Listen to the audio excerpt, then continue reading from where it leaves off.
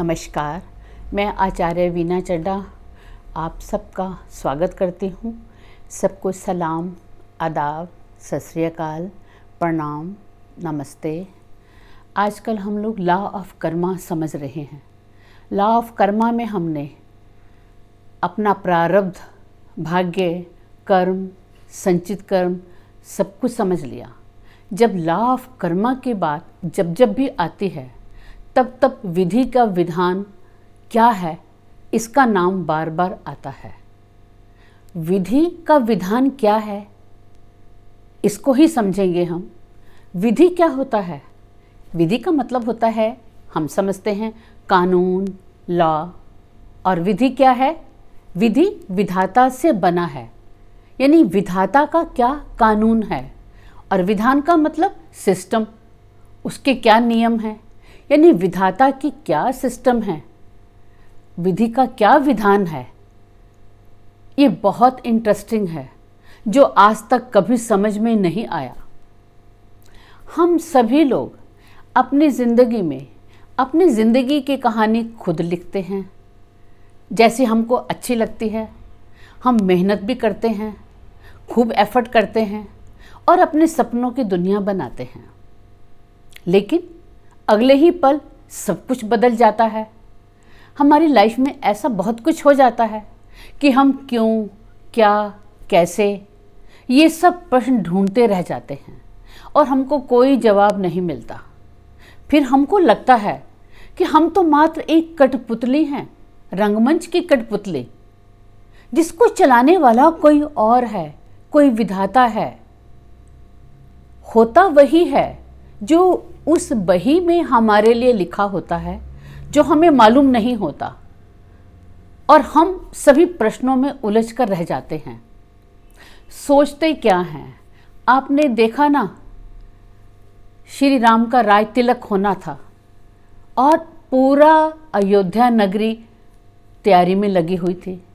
रात भर तक यही था कि कल राज तिलक होना है, और सुबह होते ही क्या हुआ हम सब जानते हैं।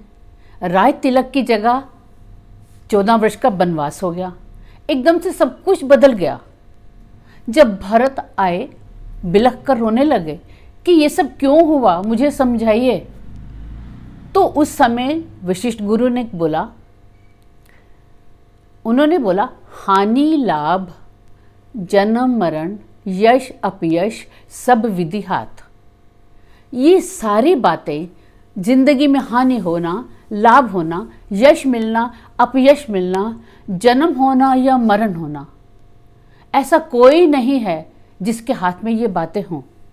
ये कब किसको मिलेगा और क्यों मिलेगा, इसका लॉजिक कोई नहीं समझ पाया। हम इनको नहीं बदल सकते। ये परिस्थितियां हमारी सबकी ज़िंदगी में आती हैं, आपकी ज़िंदगी में, मेरी ज़िंदगी में। हम इनको नहीं बदल सकते। यही विधि का विधान है। हम उसको कैसे रिएक्ट करें, कैसे सिचुएशन को देखें, बस यही हमारे हाथ में है। आप कहेंगे नहीं नहीं, ऐसा नहीं। हम एफर्ट करके इस स्थिति को बदल सकते हैं, इंटरफेयर कर सकते हैं।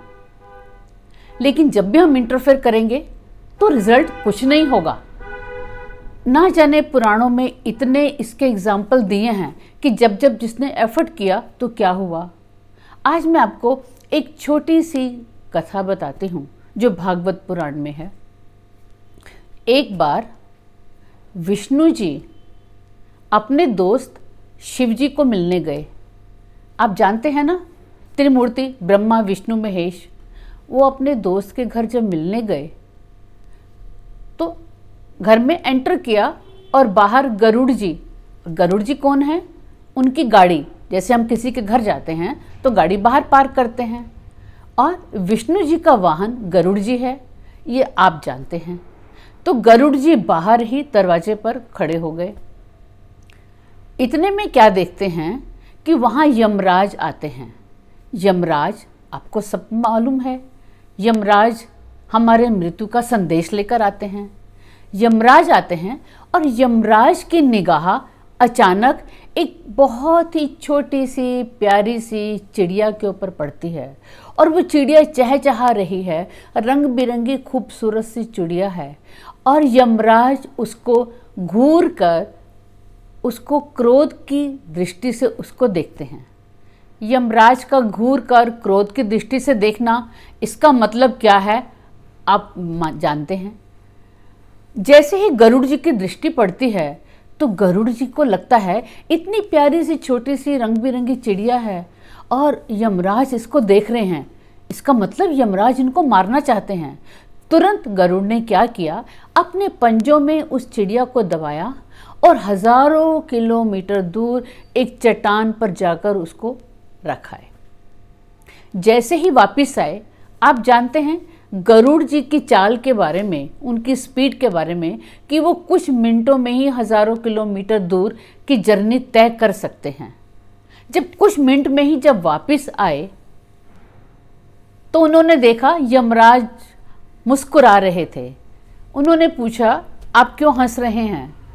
यमराज जी ने बोले, मुझे इस बात पर हंसी आ रही है कि मैंने देखा कि इस चिड़िया का टाइम आ चुका है और कुछ मिनटों की वो मेहमान है, कुछ मिनटों में इसके प्राण निकल जाने हैं। लेकिन बही खाते में लिखा था कि इसकी मृत्यु एक नाग द्वारा होनी है और यहाँ से हजारों किलोमीटर दूर एक पहाड़ की चोटी पर होनी है। तो मुझे यही समझ में नहीं आ रहा था कि ये छोटी सी चिड़िया कुछ मिनटों में इतनी दूर कैसे जा सकती है, और वो काम आपने कर दिया। यमराज जी ने कहा, अब तक वो नाग उसको मार चुका है क्योंकि उसका टाइम आ चुका है। यही है विधि का विधान जो हम सबको किसी को समझ में नहीं आता। जब जो होना है वो होकर रहना है, वो हमारे बियॉन्ड कंट्रोल है, हमारे बियॉन्ड इमेजिनेशन है, बियॉन्ड हमारे एफर्ट हैं, हम उसको नहीं रोक सकते।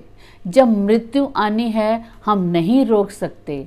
हमारा कोई नियर डियर हमको छोड़कर हमसे बिछुड़ जाएगा, इसको हम नहीं रोक सकते। हमें हानि होनी है, हम नहीं रोक सकते। हमको अच्छे काम के बावजूद अपयश मिलना है, ये हम नहीं रोक सकते। ये विधि का विधान है और यही बात गीता में कही है कि आपका काम सिर्फ काम करना है। यानी अब हमको क्या करना होगा, जो विधि का विधान है वो तो होके रहना है। हमें उस स्थिति पर कैसे रिएक्ट करना है, कैसे उसको फेस करना है, कैसे उसको समझना है, सिर्फ यही काम है। अगर हमको यश मिलता है तो हम घमंड ना करें कि यह हमारे कारण हुआ है। अगर हमको लाभ मिलता है तो हम ये ना सोचें कि हम बहुत बुद्धिमान हैं, बुद्धिमानी से हमने काम किया इसलिए लाभ हुआ। हानि होती है तो हम ये सोचें हमें इससे सबक सीखना है ताकि आगे दोबारा हानि ना हो। अगर अपयश होता है तो हम ये समझें कि हमने कुछ गलत किया होगा, हम उस पर विचार करें। अगर मृत्यु आती है तो हम ये सोचें उसका काल आ गया था और वो जाना था।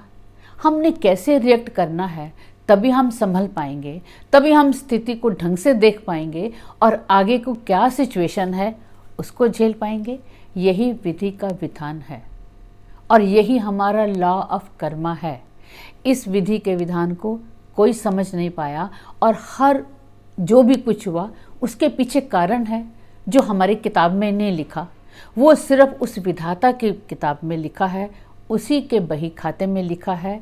ये सब बताने का सिर्फ एक ही मतलब है, अच्छे काम करो, गुड कर्मा करो, दूसरों की सहायता करो और जब भी कभी निराशाजनक स्थिति आए तो हताश नहीं होना, घबराना नहीं है और हिम्मत रखकर उसको सहन करना है।